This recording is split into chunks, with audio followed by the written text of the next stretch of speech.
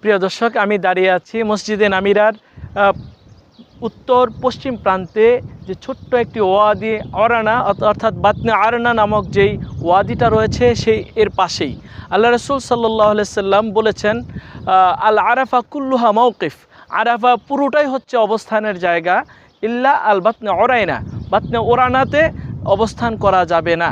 কারণ হচ্ছে লিআন্নাহু ওয়াদি আশ-শাইতান, এটা হচ্ছে শয়তানের একটা উপত্যকা। এই হজ করতে যারা আসবেন, কোনো হাজি সাহেব যেন এই ওয়াদি ওরানাতে অবস্থান না করেন। আল্লাহ রসুল সাল্লাল্লাহু আলাইহি সাল্লাম এই বিষয়ে সতর্কতা দিয়েছেন।